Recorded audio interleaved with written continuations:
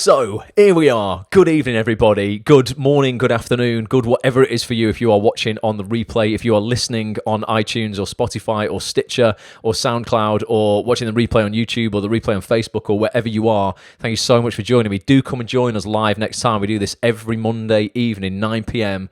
on the Facebook page for Ats on This, which is facebook.com/Ats on This TV. Also on my personal profile on LinkedIn, just search for Ross Grant on LinkedIn. Please come and link in with me. I'm using LinkedIn more and more and more. It is a phenomenal platform for actors. So many people on there are not using it to its full potential, or they've got an acting profile on there. They've created an account. It's just like a profile with their headshot.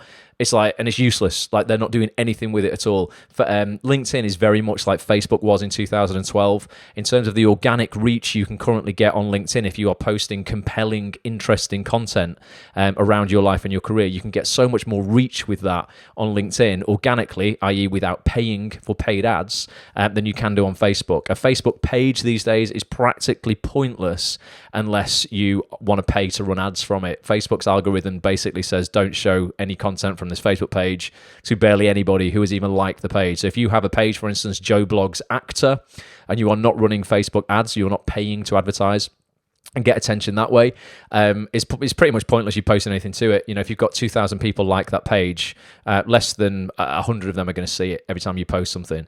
LinkedIn, on the other hand, very, very different. You can have like huge amounts of engagement from just posting. It's got to be relevant and it's got to be, you know, attention grabbing. It's got to be valuable. It's got to be relatable to people. But you can have so much more organic success in terms of getting your work out there on LinkedIn than you can do on any other platform right now without paying for it. So we're live on LinkedIn tonight as well. I'm using it to go live with for tonight's broadcast as well. So get on LinkedIn.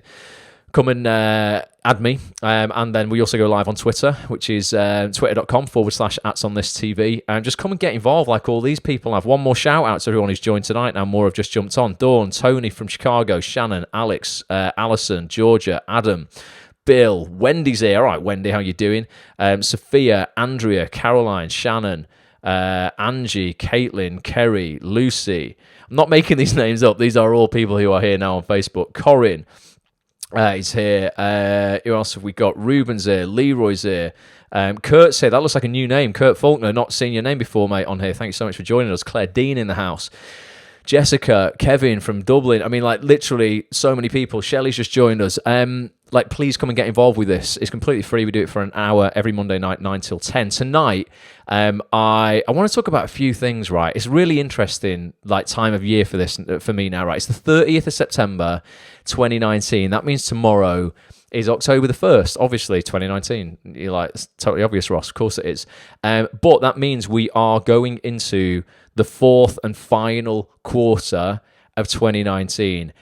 Like, give me a yes in the comments on Facebook here if this year has flown by and you currently are like, holy shit, I can't believe it's the fourth quarter already. Where has the year gone? I'd type yes if I was watching this right now as one of you. I think it has gone by really, really quickly. And when you look back at your goals that you set in January, this time last year, you were probably thinking, Christmas is approaching. Oh God, what do I want to achieve in 2019 when it was 2018? And when you look back, you know what? For a lot of people, you are not. This is the reality of it, right? You are not going to have hit a lot of the stuff that you wanted to hit this year. You will have achieved some great things, no doubt. You'll have hit some goals. You'll have hit goals you didn't even set back in January, but there will be probably, because there is for me, this is generally what happens. I can get kind of sidetracked if I'm not careful and a bit carried away. There is a couple of things within my life where I set goals. You know, I always set 7 to 10 goals a year in the end of December going into January, very strategically. I'll be doing goal setting sessions with you guys live on these broadcasts towards Christmas. It's a huge part of my life. But there are a couple that I have not focused on at all. And I really should have done a bit of work on right now, but I haven't. Now, what I love about quarter four of the year, October, November, and December, most people, including 90% of your competition right now, already, I guarantee this is happening, right? Because I see it every year when I talk to people, are already winding down. They're writing off the rest of this year because they feel, oh, you know what, it's nearly over. the clocks are going to go back soon. It's going to start getting dark really early. It's dark when I wake up in the morning. I'm just going to hibernate and chill out. You know, I'm not going to bother with that gym thing and getting myself into good shape. I'll wait till, you know, Christmas is coming up. I'm going to be eating a lot. I'll wait till the new year. People are winding down, right? And I love, like, I wish we had more sports in the UK that were in quarters. We only really have two halves. You know, it's football, isn't it? It's soccer in the for the American viewers and listeners right now in the UK. That's massive. Stuff like basketball and things like that, you know, it's in 4 quarters, and there's some incredible matches where teams have been down massively in the 3rd quarter, and yet they have used the 4th quarter and they have come back and they have won. So tonight I want to look at what you can do, and I want you to pick one thing that you've neglected this year that could have a big impact in your life and in your acting career. It doesn't have to be acting related, but where you're like, right, you know what, I am going to dedicate from tomorrow. It's brilliant that it's the 1st of October tomorrow. From tomorrow, or whenever you listen to this, if it's on a replay, it doesn't matter. It's never too late to start, right? That you're going to commit to and you're going to go hard on, because there's lots of people who aren't going to do that, and you're going to leapfrog your competition. As I say, most people are winding down. December's a really interesting month in this last quarter, where like people literally from bonfire night really in the UK, from the 5th of November, I see people going, right, that's it. They literally give up on everything. They start just planning Christmas parties at work. They start kind of going out more, getting hungover a lot more, and sleepwalking their way into Christmas. And then they make this like slumber into the new year, and only then do they start going, right, what do I want from this new year? I want you guys to use this 4th quarter to get ahead, and then you can go into Christmas knowing exactly, you know, being prepared, like having your goals set, having hustled for this last quarter. Enjoy those 2 weeks over Christmas, knowing you've put the work in, and start, you know, January sprinting, not from like a resting, crawling start. Who gets that? Do you understand have you seen this, or have you experienced this yourself? I've seen it so often over the last sort of 3 or 4 years. Chris Stone in the house. If you need a show reel, Chris Stone's your man, top bloke. Joanna Mendes in the house as well. Lynn's here now. Gary's here. Inez is here. Steve Kane, good to see you, mate. Thank you so much. Oh no, the goals list, says Rihanna. Yeah, I mean, how many? Like, be honest with us now, right? There's definitely 2 things in that I haven't done this year that I'm really going to get stuck into in this last couple of quarters. A couple of months within this last quarter. One of them is Bulletproof Actor. Those people who have been through Bulletproof Actor is a program that I run. Normally once, twice maximum a year, for actors to really get to grips with their mindset. It's all a positive psychology program based in real science. It's a 5-week course. It changes people's lives. And I created it 5 years ago. Hundreds of actors have been through it. Go to bulletproofactor.com if you want to learn about it. But because I created it 5 years ago, I mean, the stuff is still so relevant, and the course isn't going to change. But I need to refilm that whole thing and add in some new stuff that I have learned over the last 5 years. It will make it even more impactful. I am going to spend October doing that. I'm going to release that program at the end of November, and that's going to be something that I would love actors on here. If you really want to get on top of your mindset, get out of your own way, stop feeding yourself limiting bullshit beliefs about why you can and can't have success in this industry. And I'm going to sort it so that we launch it end of November, so that by literally the week before Christmas, I've taken everybody through the course, and you can go into Christmas like just loving life, going, right, I know exactly what I need to do in 2020, you know, to really kind of build the best version of me and step up. And that's something that I know I need to absolutely knuckle down on. I wanted to film it over the summer. Why haven't I done it? Because I've been distracted by other things. So this is like, right, 4th quarter, time to reset. Let's get focused again. So that's something that I'm definitely going to do. The pesky goals, so much to do, so little time, says Inez. It is, if you're not careful and you're not intentional with your time. All right, Julie. Hey, Chris. Keith as well. It is difficult to get things done if you don't schedule stuff, if you don't have a plan, and if you are not intentional with that plan. Tony says, heard you talk about Bulletproof Actor on some American guy's podcast one time. Sounds like a solid program. Tony, man, get yourself involved, mate. Tony also is big on high performance and positive psychology and stuff. Yeah, it's wicked, Tony. Honestly, it's really, really good. It's a huge video based program online. You can take yourself through it, or you can decide you're going to go VIP, and we get some group coaching calls once a week for 5 weeks. So I take you through it personally in a group scenario. But it is awesome. You know, I have had decent people go through the program, including people who have gone on to win Oscars. It's quite a big statement, but it's absolutely true. And you can see a testimonial from that person on the website. Andrew says, best time to get in touch with agents when things get quieter for them, in my opinion. Is that right? I think it's always a good time to get in touch with agents, Andrea. And agents' books are never closed. This is a misconception actors have. If you're good, imagine this, right? You in any other business, you're running a business, someone comes along who you know is real hot property, or a product is real hot property, and you can make money on it. Do you go, oh, I'm so sorry, that thing that I could really, really use in my business to make money and is a great commodity, oh, my business is just closed at the moment. Doesn't happen. So an agent's books are never closed to the right actor. They certainly, will be times of the year where they are very, very busy. And if an acting agent in the UK has many clients who have gone over to the US in pilot season, they're going to be very, very busy, and they might not be able to give you any time. They've got a few people waiting on the sidelines who are due to join the agency and stuff. But ultimately, don't put off. Ever put off. Just don't put off anything in your life. Like, honestly, just don't put off anything in your life. Just do it. It's like fast action. Be patient in the grand scheme of things, but every single day take action. There's an hour gone by today you've wasted, everybody, probably including myself, where you could have sent some emails if you wanted to. I did. Do you know what? Actually, today was not one of those days for me. I have had a lot of days like that, though, where I'm like, fuck, without realising it, I've just spent 45 minutes scrolling through some dodgy nonsense on Facebook that I didn't need to scroll through. Today we live in such a politically hot time where everyone's got an opinion on stuff. Sometimes it's just interesting looking at people, and how angry they get at certain things, where you're like, come on, just like use your time more effectively. And then I go, oh, that's rich coming from you, Ross, who has just been using his time to look at other people not using their time effectively. But today I'm going to read through tomorrow. Russell T Davies has got a brand new drama for Channel 4 coming out. I don't know if I can speak about it yet, so I won't say anything on it. But the read through for that is tomorrow. It's a whole day affair. Now, the casting director for that is Andy Pryor, an incredible guy. It's all been cast, unfortunately, but absolutely awesome guy. Now I'm going to read in some parts for some actors who can't be there. And I thought, you know what? Andy's not been on the website for a couple of years. I did a great podcast with Andy Pryor. For those who don't know him, he's a casting director who casts massive stuff, things like Doctor Who, Gentleman Jack. He cast years and years for BBC. He's cast this new show. The guy's one of the biggest casting directors in the country. His casting associate, Ree McDade-Wren, she's incredible as well, absolutely awesome person. I thought what would be great is to get them both on a podcast at the same time. And I thought, you know what?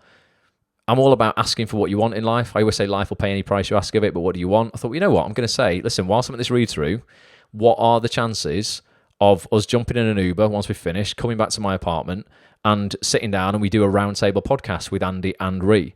Dropped Andy an email this morning, and that is happening tomorrow. Okay, so for premium members of actsonthis.tv, if you've not got a premium membership and you're an actor, I don't know what you're doing. It's £2.50 a week. You spend more than that on bullshit that you don't need in your life. I know you do.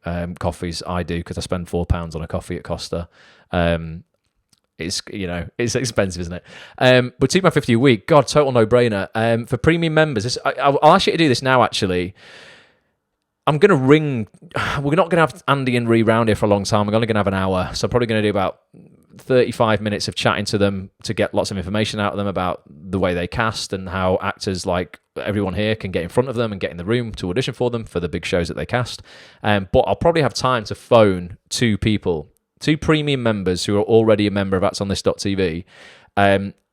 If you've got a question, a burning question, and not just some generic bullshit question that has been asked a million times, if it's something personal to you that you need answering, you really need help, drop me an email, ross@actsonthis.tv. You've got to be a premium member, I will check, actsonthis.tv.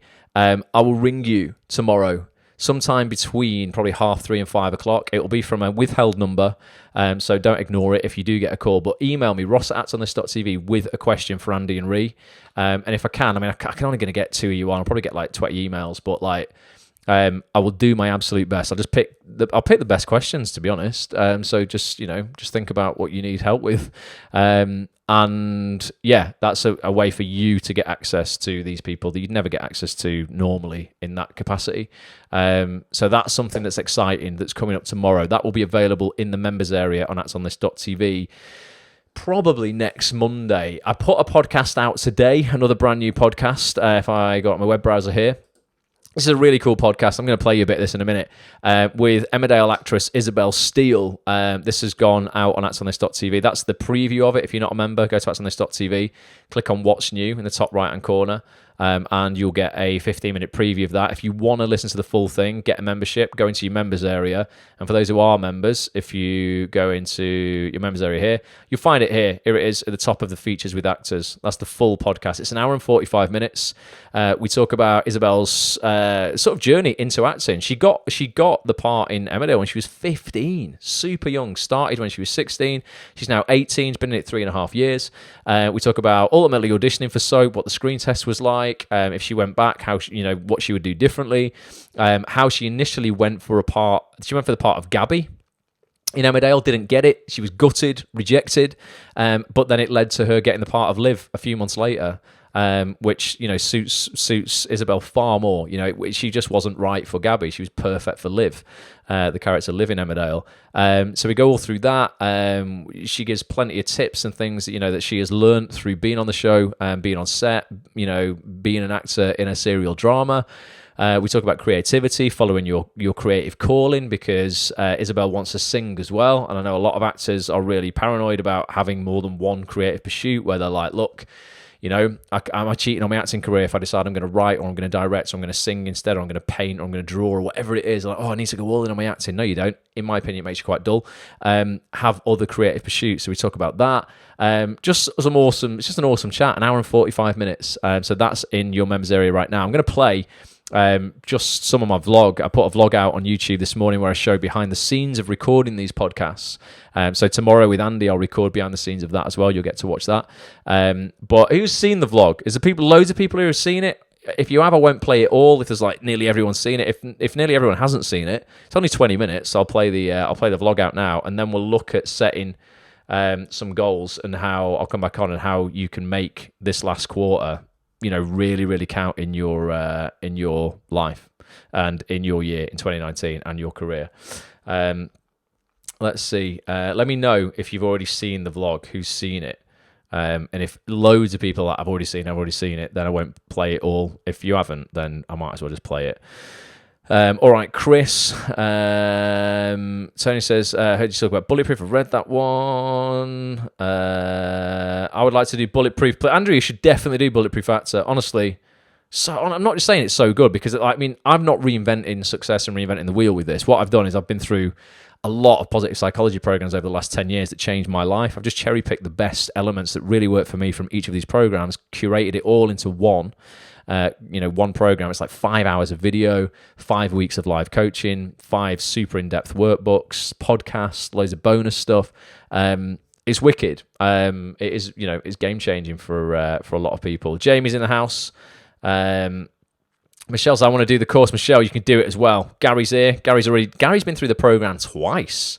Gary, you did the live course twice, didn't you, Gary? But there's going to be an option for people who've already been through the program to upgrade to this version 2 very cheaply. So you'll get access to that again. Did Bulletproof, says Angie, last November, and haven't looked back since. Boom. I remember, Angie. It was awesome to have you there. I decided to take a massive step in my career as I want to work with Netflix. Plus, I've been cast in a Christmas show. Nice one, Matt.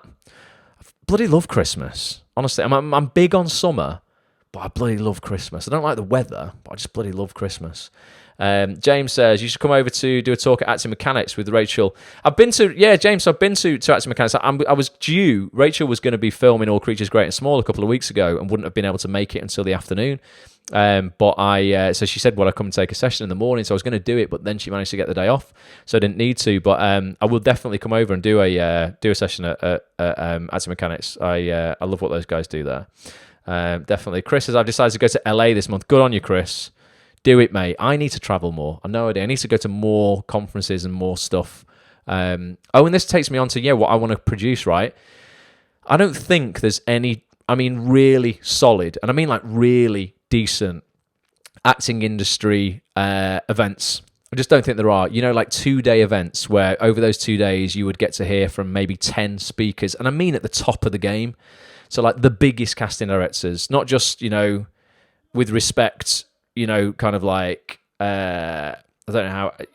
I mean, there's obviously there's dozens and dozens and dozens of casting directors casting lots and lots of different shows.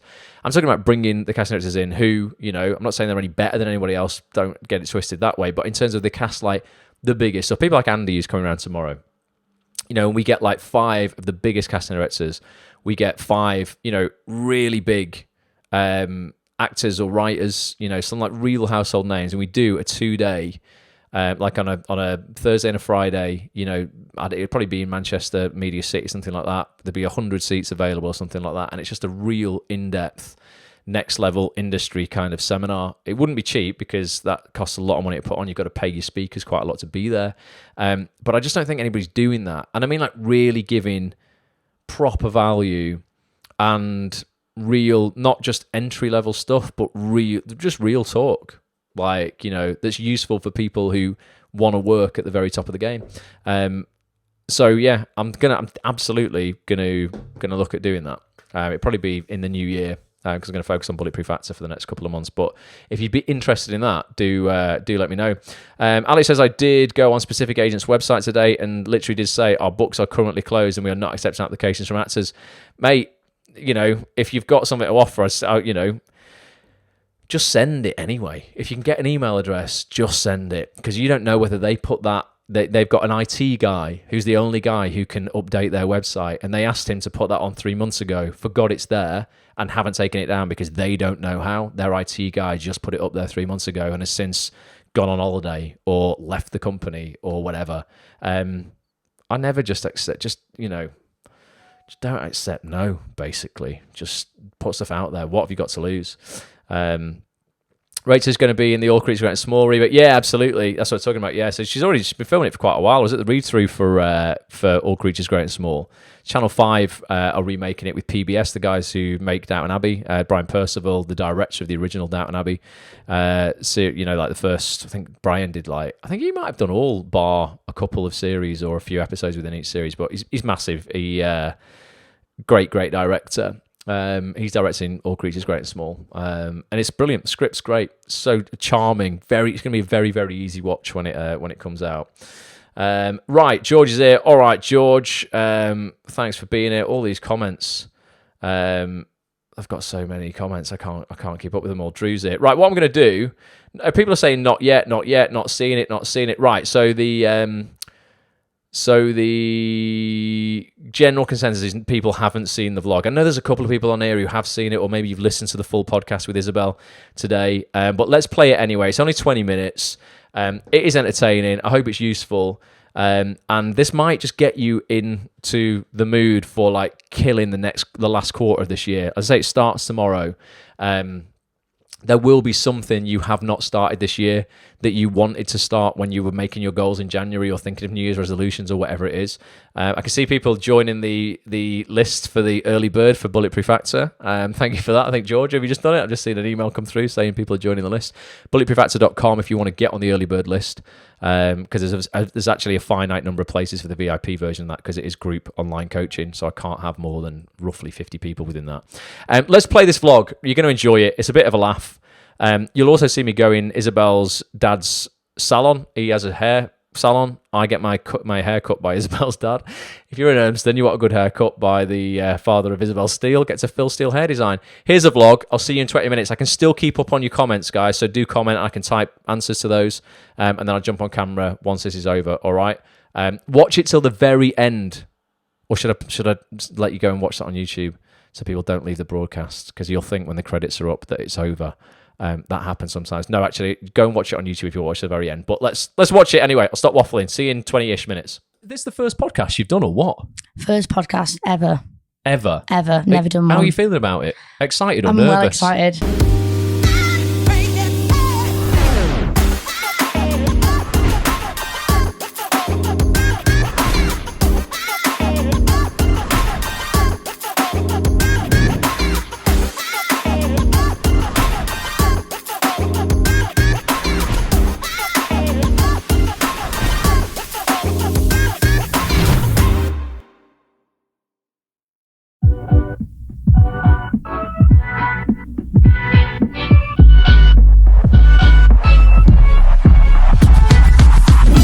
everybody, to episode 61 of Watch Ross, the one where we get real with steel.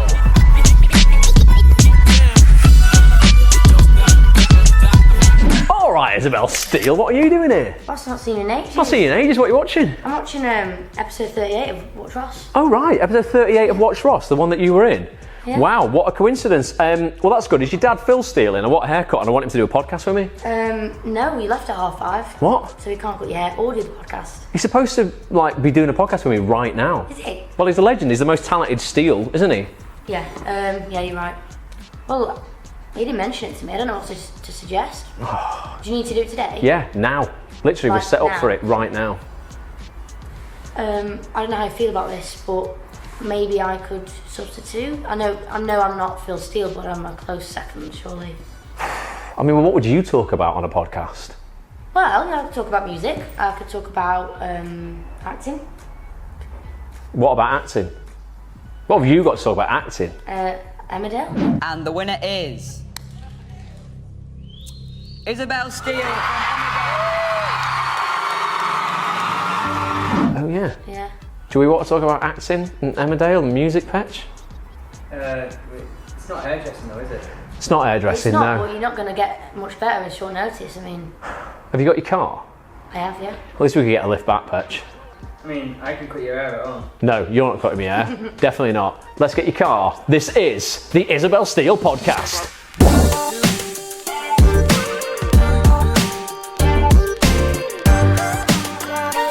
Isabel Steele, welcome to Out on This TV. Welcome to the podcast. Thank you for coming out to what isn't sunny Urmston today, but thanks for popping around for a chat.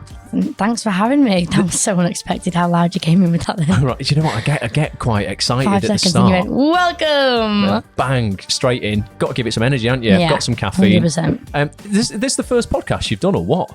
First podcast ever. Ever. Never done one. How are you feeling about it? Excited or I'm nervous? well excited. I'm not nervous, not with you. Never gets nervous. Izzy, you've been on the vlog. You've been on Watch Ross before. For those who are listening now, I don't know why I always say that, because if you're not listening, you don't hear this anyway. For those who are not listening, you're never going to hear this. For those who are listening, thank you for listening. If you go to youtube.com/Watch Ross, watch episode 61, Petch, is this? This is going to be episode 61. You'll see behind the scenes of this podcast. You'll get to see Izzy. I don't know what the previous episode was. It was way back in the day that you came on for Must a bit have of been chat. last year. Definitely, yeah. Where were we? We were in the Lowry. We were in Media City. Yeah, we went to the Lowry Yeah, Theatre. yeah, nice. Yeah. And had a little chat when you just got on Emmerdale. So we're going to recap on that today, but then we're going to talk about loads more as well. We should probably then start recapping on what we spoke about on the vlog all those months ago, which was ultimately your journey into Emmerdale, becoming Liv Flaherty. How do you say I that? honestly have no idea. I say Flaherty. Flaherty. It's Irish, so It's I guess proper Irish, isn't it's like Flaherty. That's what he wants to do. Yeah. But we just go Flaherty or like Flaherty. Flaherty. It's really quite awkward. You could have chose anything, but I don't know. So your journey to becoming Liv Flaherty. Nice. Excellent. We're going to talk about that, and then we'll just go off on whatever we On a want. tangent. So how long have you been playing Liv now? I actually forgot what month we're in then. 3.5 years. Just over. Is it that long? Oh my God! You know It what? was 2016 January, so Wow. genuinely a while back now. That episode of the vlog then might have even been 2 years ago. That's just I think it was 2 years ago. absolutely flown It wasn't by. last year. No, must have been 2017 then. Yeah. Wow, no way, that's crazy. So there's going to be loads of people listening who are just going to be, intrigued by just how you get a regular role on a serial drama. Loads of people listening this will be their dream to go, you know what, I'm an actor starting out, or I'm an actor, maybe been in the game a long time and it's always been something that they've wanted to do. They want to, land that regular role in Emmerdale, Corrie, Hollyoaks, EastEnders, Casualty, Holby, any of these serial dramas. How many did you? There's You a know them lot. all. I know them all. I've I been could on probably most of name them. 3. Not as a regular, but Sure. never had that call. One day. Exactly. But yeah, let's go back into your journey, because it wasn't stereotypical. You're dead young. There'd been no opportunity to even go to drama school or anything like that. Yeah. Just how did it all start? Like you said, it was sort of quite organic. I think it wasn't, it wasn't a plan. No one forced me into anything. I was still in school. My cousin used to run an agency called it's still called Take Two Management, but at the time it was called Industry People. It's based in Manchester. And she put me on the books when I was probably about 7. Who's your cousin? Gemma, and I actually forgot her last name, and that's so bad. Ashworth. Gemma Ashworth. But she's changed her name because she got married. Ah, okay, let you off there in that case. So that's why I got confused. Because Lois McCrory used to work there. She works there now. She took over the company. Okay, because I know Lois, from years and years ago. Yeah, so she's part of the agency now, and Gemma still does the modelling but doesn't do the acting. Right. The company kind of split because they did both at one point. She put me on the books just for fun. I was in primary school and I used to do catalogue shoots or, go for adverts. Yeah. Just little bits and bobs. And it was a bit of fun. I'm not sure, I can't really tell you why, but the auditions that I would get would be more and more serious and more heading towards like a job. Yep. Rather than just a side thing, rather than a hobby. And I got an audition for BBC's Our Zoo. And that was my first big thing that was not an advert. It was, and I did a short film for BBC. And then I got this role, I got this audition through. So it was sort of, I don't know, I became more, added more things to my CV, I guess. And then I became more experienced, but I still wasn't that experienced. It just was a bit of luck really that these auditions came along. But the fact that I had an agency massively helped, I think. Yeah. Yeah. Definitely. No, it's a big kind of like tick on people's to-do list when they first start in the industry. Yeah, is like, how do I get finding the right one as well. Yeah. Because I think there's people who just try and find an agency to take them. And I'm sure there's ones out there that are great. And I know I've got a great one. But there's ones that just there's companies that just take anyone on and don't invest their time and don't believe in you maybe as an actor or haven't even seen you. They'll just take anyone on. I hear from a lot of actors who literally will, so to speak, jump into bed with the first agent that'll have them. Yeah, absolutely. And so many people have not even met these people. Exactly, these that's aren't what I'm real saying, agents. Like, honestly, guys, you need someone who sees you and believes that you can do well and invest time into you, because you're not going to get these auditions unless someone's investing time and believes that you can make it. The audition itself just sort of came along and it was a bit random. Right. Well, let's talk about how it came along, because initially you were seen for a different character that wasn't Liv. Let's talk about that, because I really want people to take some solace in this, and myself included, because I've recently lost out on a job that I really, really wanted. And sometimes as actors, it's really difficult to take that hit, take that rejection. Yeah. But I'm very much of the opinion that some things are just not meant to happen for you at that point. We've got an upcoming podcast coming out in a couple of weeks' time with Chris Hitchin, the star of Ken Loach's new film, Sorry We Missed You. And he really wanted this role in Game of Thrones that he went for. And he didn't get it. And he admitted as a grown man, he cried when he didn't get this job.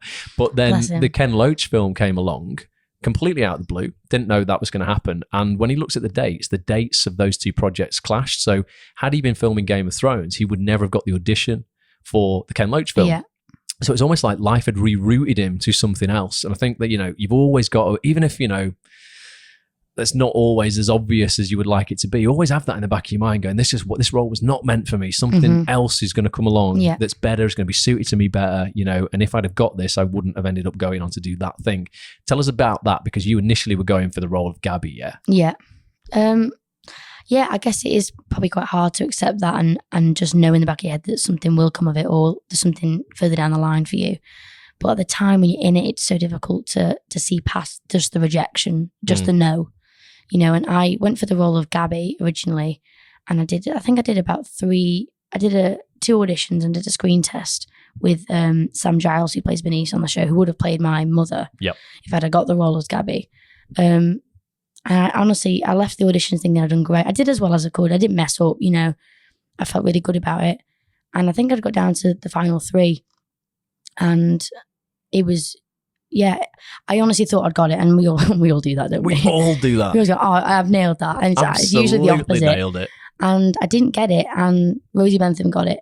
And I was really gutted about it, because although it's not something that I planned to do and I wasn't desperate for that job at the time because I was in education, it was still quite a loss. I'd got so far, and you get really invested into it and you can see yourself in the show.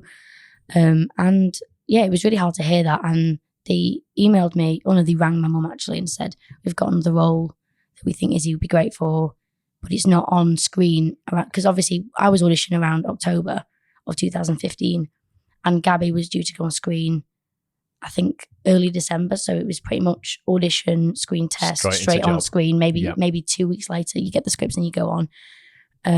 whereas he said this character wouldn't be on screen till Feb if you're willing to wait. Obviously, I had nothing going on, so I was willing to wait. Yeah. But even though they said that, I still doubted that was a possibility. I genuinely didn't know the industry enough to know that they don't just say that because they want to soften the blow, because they don't have time to soften the blow. This is a massive company. I don't know why I thought I was privileged enough to just have a blow softened. Like, well, I remember because Isabel's dad, Phil, shout out to you, cuts my hair. Or is it Phil Steele hair he design? loves his shouts out. He loves these.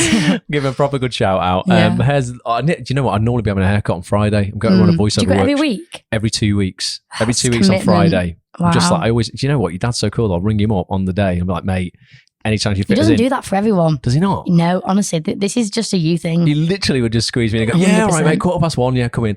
And we sit there generally talking about the industry, talking about you. But I remember like he was telling me this and he's going, oh, Izzy's going for this thing in Emmerdale and she didn't get it. She's a bit gutted about it, but they have said they're keeping an eye out. But, we think maybe, that is just kind of like, a bit of lip service just to make it, a bit of an easier blow to take. And it's like, Phil, mate, like, they don't say shit like that. No. Like, there's no reason on earth I don't for know them to why I ring you and thought say that, that. but I think it was the rejection that took over the positive side of that. I've actually been offered something else or suggested for something else. I hadn't faced a lot of rejection at that point.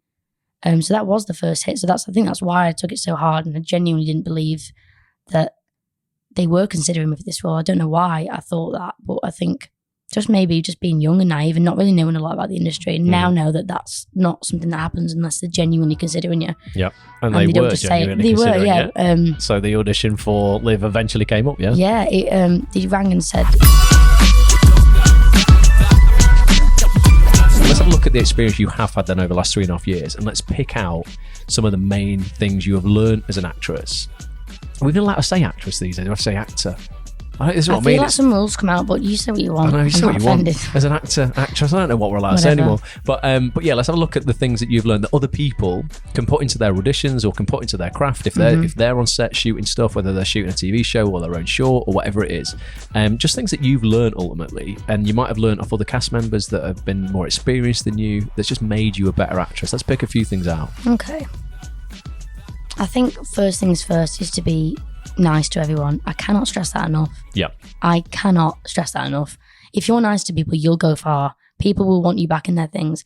I can't remember what the actual example was, but I worked with someone.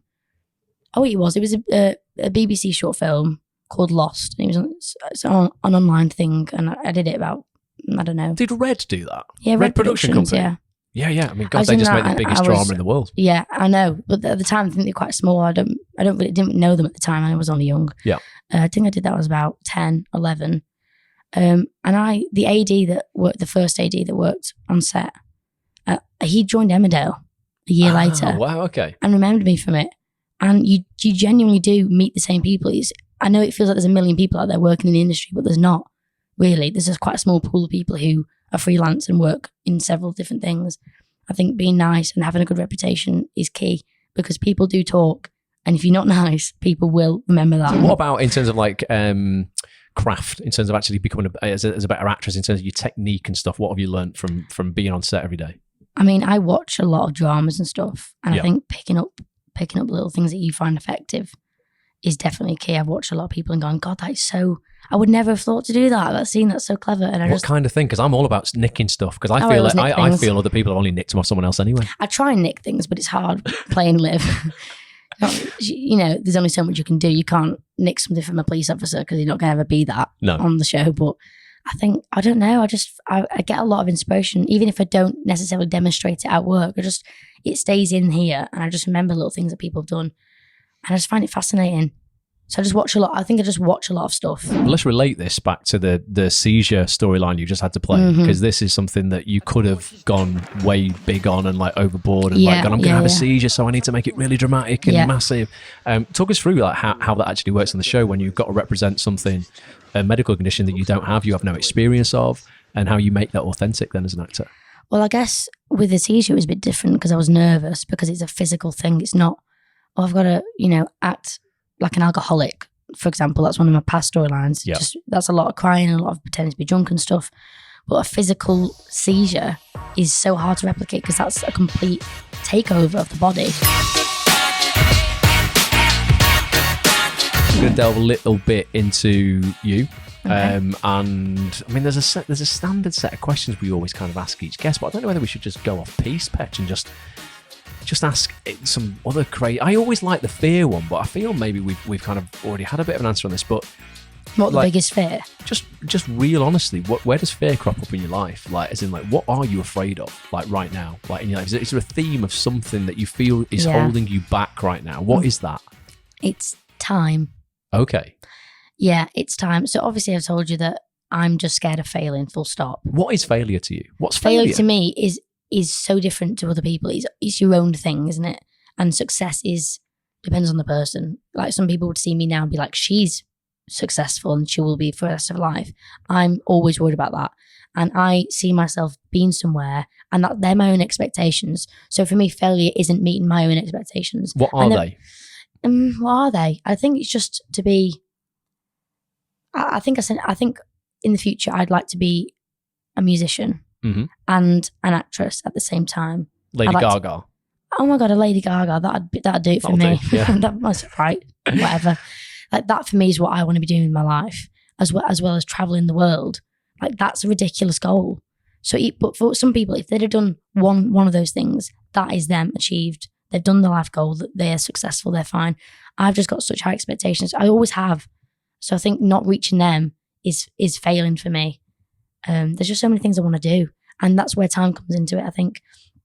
I think I'm always worried about time just going too fast. Genuinely, I know I'm only 18. I know that sounds ridiculous. So young. But I know that for the music thing, being young is massive. Yeah, it's important, I guess. Yeah. And that's why I feel like there's a bit of a clock as when I release my music. And that's why I really wanted to get my EP out when I was 18, because 18 sounds better than 19, believe it or not. And people appreciate younger people in the music industry rather than being old. And it doesn't mean that you're less talented, but I just think being younger is so important, and people appreciate it more. So that's what I'm worried about time-wise with that.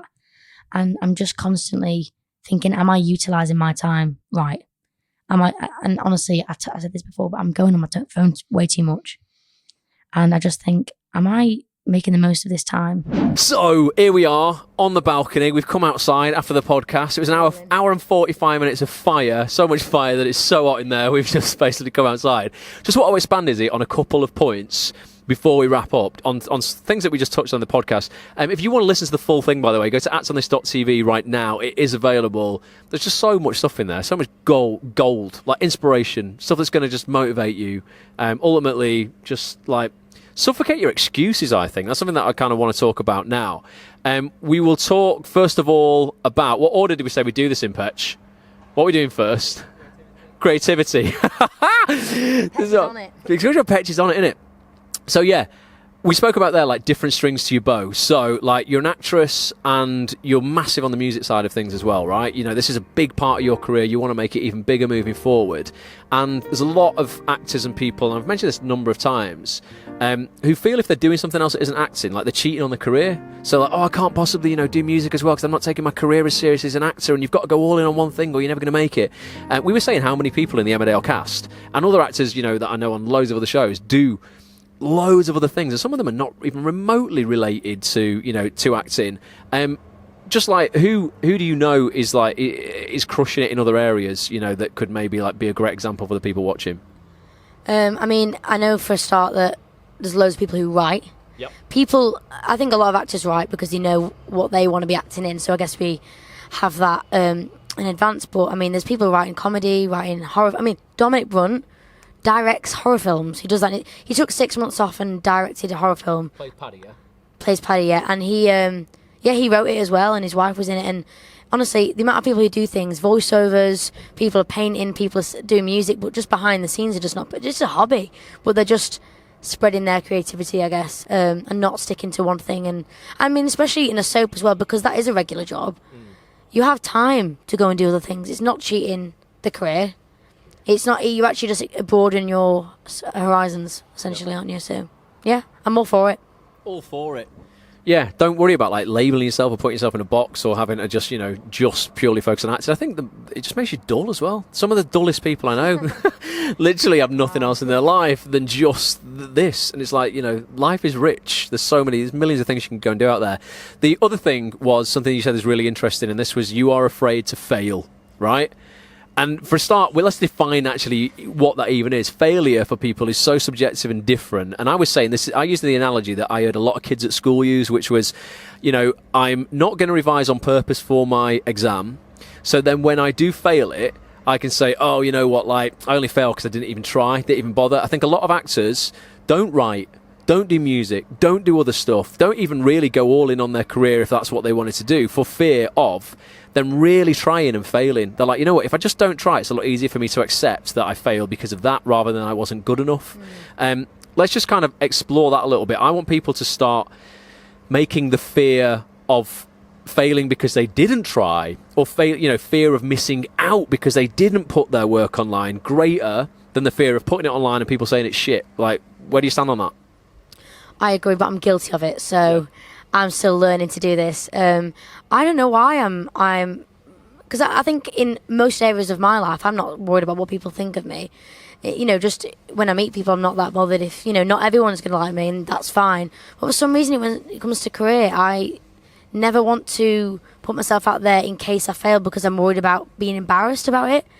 When actually, like I said on the podcast, no one really cares enough to be criticising your career. They are so focused on their own. Everyone's so focused on their own and trying to build themselves. There's not a lot of people out there who'll go out of their way to try and make you feel embarrassed. It's all mental. So I think making that mindset shift from going, oh, well, I've failed. If you're going to fail, you're going to fail. So I think I'm trying to shift my mindset to be more, I failed and I'm gutted because I really tried, but that just motivates me to do more rather than going, I failed because I didn't try. Well, obviously you're going to fail. There's less chance of failure if you put yourself out there. So I don't know why that is how I feel, but it is. And it's common, as you said, but really I'm just trying to shift that around because it's not healthy and it's not doing me any good, honestly. I'm over it, honestly. In 1 hour and 45, I'm over myself. Definitely. Everyone out there who's got a fear of failure, just get over yourself. Get over it. Because what is it? What even is failure? There's a phrase that me and Pet say all the time, and it's like, you know what, like, there is no failure, there's only outcomes. If you are learning from the outcome, you are succeeding by default. So it's like, actually, it really isn't a thing. It's like a manufactured thing, isn't it? I love that. Love it. I really like that little saying that you just said. Say it again. I'll say it again. I'll say, right, that there is no such thing as failure. There are only outcomes. And as long as you are learning from that outcome, regardless of what it is, whether it's the outcome you want or not, you are succeeding. So thus, every outcome is a success. That's brilliant. Solved it. More fire. Social media is up on screen right now. Reach out. Let us know you watch this. And please go and listen to the full podcast, right? You'll hear an hour and 45 minutes from Izzy there, all behind the scenes of, how she got the job on Emmerdale, what she's learned, she's been on the show for 3.5 years now. That's mental. That time has just flown flown by so fast. Right.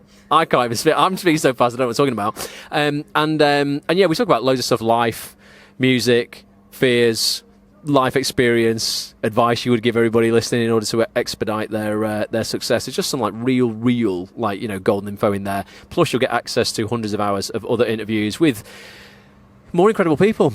Some of the biggest casting directors in the world.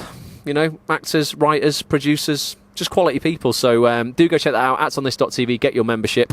Want to see you in the members area, and yeah, we'll get you back on down the line. Izzy's got an EP out on November the 1st, yeah? No, it's hit me in the mouth. November the 1st. It's out on Spotify and all those online shops, and 25th of October, I think it is. You can pre-order it, but you'll find it on my Instagram, Isabel Steele with an extra E. There you go. And I didn't hear in the mouth. There's none of that happening here. Did. A defo did. Did I? No, you did. Could have been that bad. Right, on that bombshell, before I kill her, I don't mean I'm going to kill you. Just mean like if I did give you the microphone again. We're going to go. You know the catchphrase. Bye for now. I don't. Everyone says that. No, I don't. We brief them before every bit we do of this. You know it, right? Give it your all. In 3, 2, 1. See you next week. Bye for now. Boom, and I will jump in there a little bit early. I'm not going to play the credits out there in case everybody who's just joined the broadcast thinks that it's a recorded broadcast and it's over. This is a live broadcast. It is 52 minutes past 9 on the 30th of September. So we've got 8 minutes, guys, right? Let's just riff for like 5 minutes on the fact that, as I said at the start of this broadcast, tomorrow is the 1st of October. We enter the final quarter of 2019. Hopefully, after watching that episode of the vlog, hearing Izzy's drive, her passion and motivation for life, the acting industry, her music career, everything in between, it might fire you up. You might feel motivated right now. Let's just spend 5 minutes. I want people to give me some examples. I want you to make a commitment, make a little manifesto tonight to go, right, I will, for this last quarter, make sure I do accomplish, or I do achieve, or I do get finished, or I start and complete whatever it is that you wanted to start and complete earlier this year that you haven't done till this point. Give me some comments. Let me know, one, what you thought of the vlog. Loads of the comments were really nice there as well. Thanks everybody for sitting and watching that with us there. If you want to catch up on another 60 episodes of the vlog, go to youtube.com/Watch Ross. You'll see behind the scenes of all the podcasts I record for actsonthis.tv. You get to see these casting directors, these agents, these actors, these writers, behind the scenes. There's exclusive stuff in there as well that's not in the podcast. Those little chats we have at the end are always exclusive to the vlogs. But yeah, youtube.com/Watch Ross. For that, actsonthis.tv, if you want to go and get your membership, there is Izzy's podcast in the members area for everyone who's got a membership to actsonthis.tv. £2.50 a week. It's just an absolute no-brainer.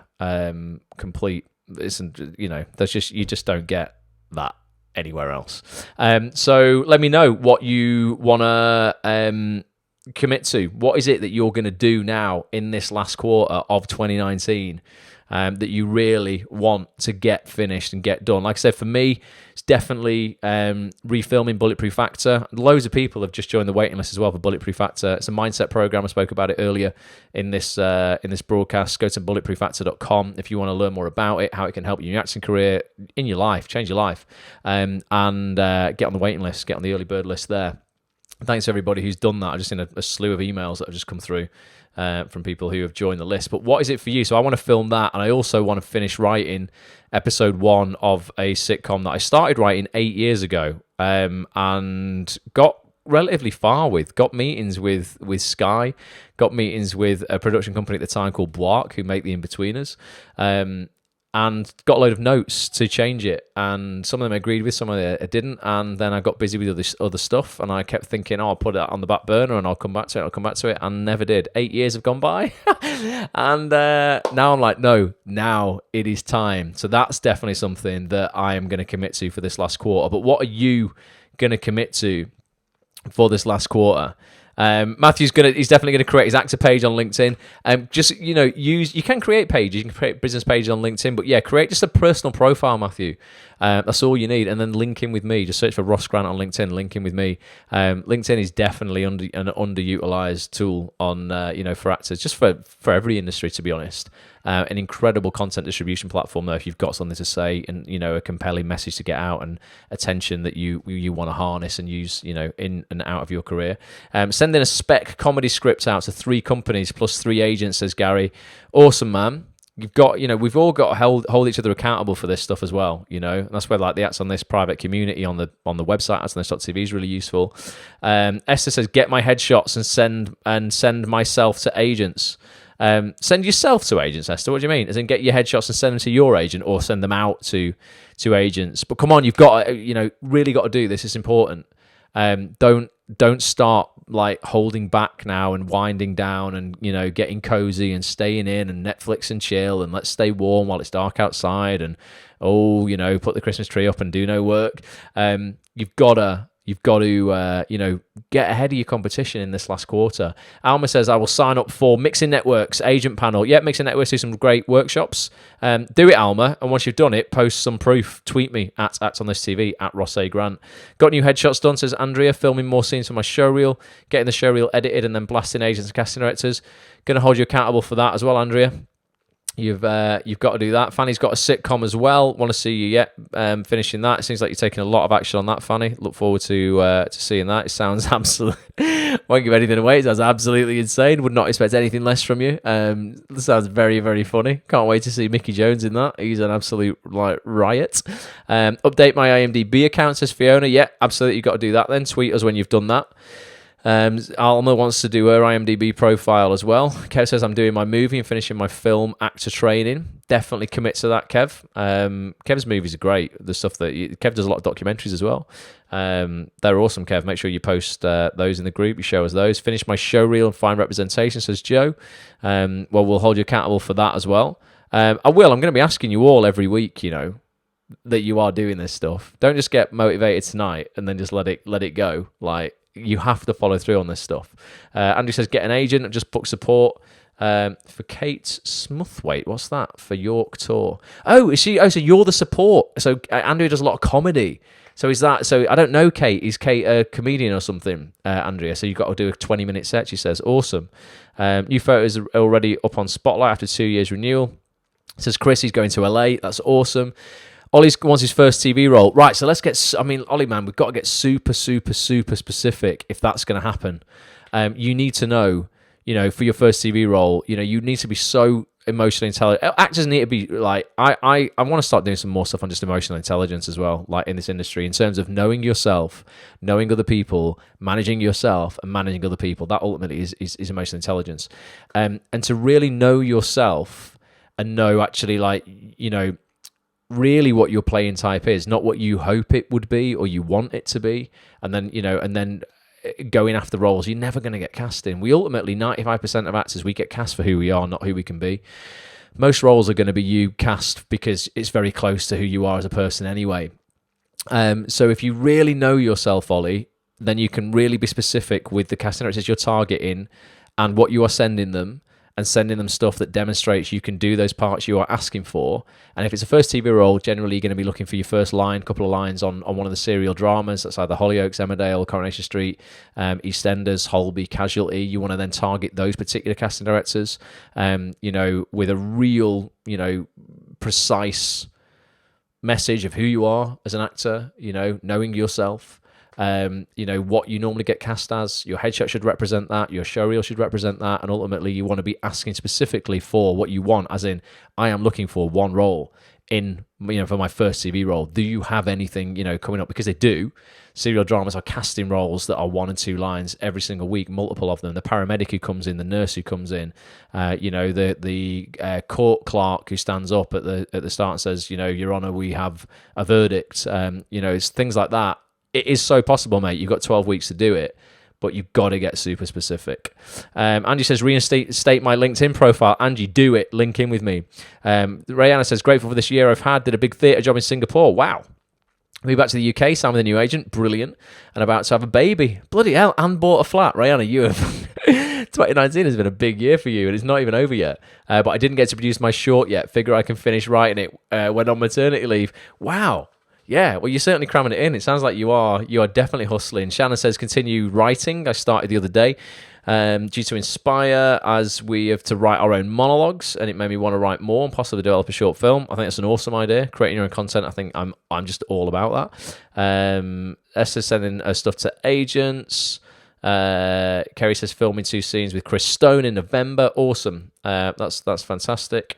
Decide where and even want to work. What's that, Derek? You mean as in like within what, or whether you in or out of your career, as in like you don't know whether you want to carry on with this or you want to pivot and do something else? Super important. And it is fine to change your mind. It is absolutely fine to pivot in this industry and go, you know what, I thought I wanted to act, but actually I've tasted directing and I want to do that more. You are not giving up on your acting career. You are not failing. You are not losing. Actually admitting to yourself what makes you happy and doing that is so amazing. A lot of actors get into acting, realize it's difficult. They maybe would prefer to produce or write or direct, but they feel that all their friends and their family expect them to act, are excited for them to act, and then they live the career that they think other people want them to live rather than the career that they want to live themselves, as opposed to going, you know what, I'm going to say yes to me. and no to everybody else, just to look after myself for now. It's completely fine to change your mind and do what makes you happy. That is really, really important. If suddenly acting no longer fulfills you and you'd rather do something else, you have not failed. You have not given up. You've won. Being happy is way more important than being on the telly. It just is. Gary says, need a director's show reel. Still not got one. These are all stuff you can do. Fanny wants accountability. Staying lazy. Fanny, you're doing it. You're hustling. I'm seeing you put out work. You've got to keep doing it. Definitely. My goal's at least to make a start on my short film, says Caitlin. Got to do that, Caitlin. Absolutely. Keep up that momentum. You've got 3 months left. Steve's doing a short as well. Michelle, can you recommend any book on emotional intelligence to start with? Oh, God, books are... You know, on like pure emotional intelligence, the book that... Oh, God, what's it called? The book that most people start with... I might have to Google this. I'm sure it's Dan. It's like literally one of the most famous books on EQ. I'm going to Google it. It's where most people start. Daniel Goleman. Goleman, that's it. Just a book called Emotional Intelligence. Why it can matter more than IQ. I don't think it can matter more than IQ. I think it does matter more than IQ, as in like your actual intelligence. Emotional intelligence is way better than actually, being academic. Daniel Goleman, Goleman. That's generally the model that most people work off when it comes to emotional intelligence.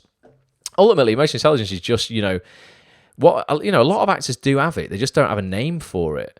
But really, it just means that you are in a place where your emotions serve you. You are in control of your emotions. You understand why you are feeling a certain way, and you can harness those emotions and you can be in control of them so they don't rule you. Most people are ruled by their emotions. They do not rule their emotions. So they walk around very unhappy and depressed. And there's a huge, huge level of depression within the acting industry because it preys on all that insecurity and that fear and that rejection and not being enough. So the more emotionally intelligent you can be, not only helps your acting career, but it's huge in your life. Put it in your life first, and then it will flow into your acting career, and you'll understand characters and what they want and why they want it and why this person in the scene opposite you is behaving the way they are. Because of actually, the way they know themselves, know other people, manage themselves and manage other people. It's fascinating. So check that out. Check it out, Michelle. Definitely. I'm talking at an emotional intelligence conference in Gateshead, October, later this month, October the 14th and 15th at the Hilton Hotel. It's called EQ Connects. Going to be doing a session there. So if you're around, get yourself along to that. You will learn a lot about emotional intelligence over the day that's there, and then they're doing kind of like workshops and stuff a couple of days after that as well. George is also wanting to push for first TV credit. You can do it, Georgia. You've got 12 weeks. You can do this. Definitely. Add a new scene to a show reel, push into email casting directors. So, Michelle, can I use your example? Do you mind? Because you sent me an email saying that you got cast because of something that you heard in a podcast, and that's on this.tv. And that was because you did something off your own back. So Michelle heard us talking about the importance of taking control of your career and reaching out to casting directors, asking for what you want, showing them you can do what you are saying you can do. And ultimately, Michelle did send some emails out. One of them was a casting director called Alice Searby, who cast Brassic. Series 2 for Brassic is currently in production. The Sky One comedy with Joe Gilgan and Michelle Keegan. Hilarious show that I was in and was cut out of. Gutted. Hopefully they'll see me again for Series 2. I don't think it was because I was shit.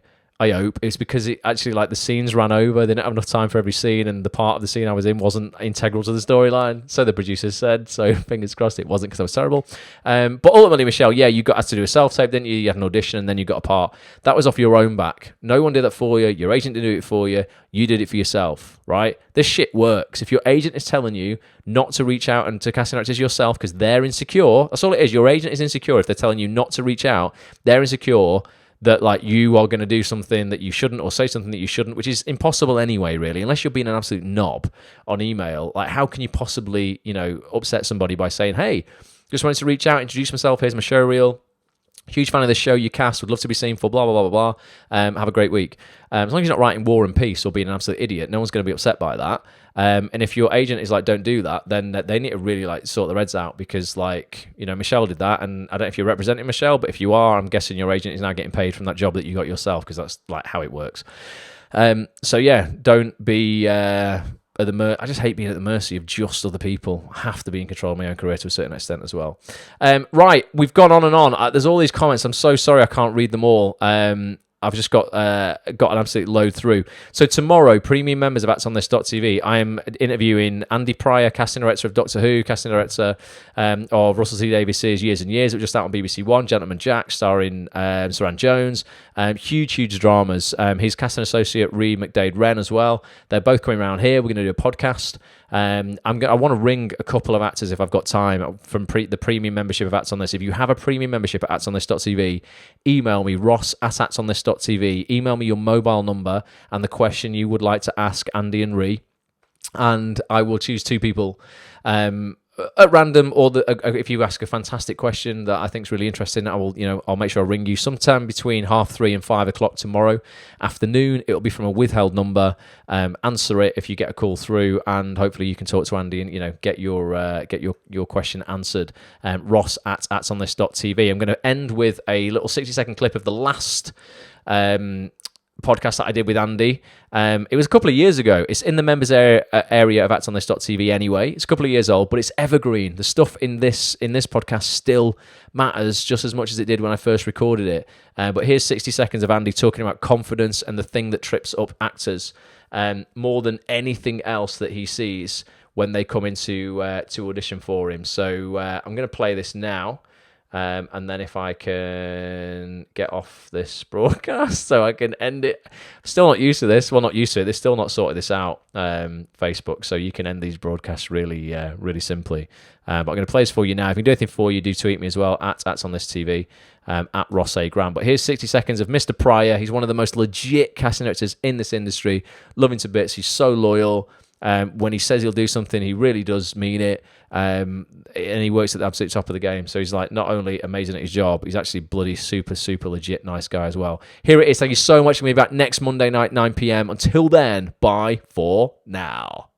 Competition, I think, is one of the toughest things for actors. But I also think a lot of actors have sort of confidence issues. And I think one of the biggest problems I see in auditions time and time again is when people aren't relaxed and comfortable with themselves and aren't being themselves, because all we really want is for people to be as comfortable as they can be and to have the space in the room to perform. Yeah. And it's very easy to tell someone to be more self-confident, but that's one thing that I think is key with young actors starting out. Not to be arrogant, but just to realise that auditions are part of the job. That the job isn't just the thing you get the contract for. Yeah. The job is also auditioning.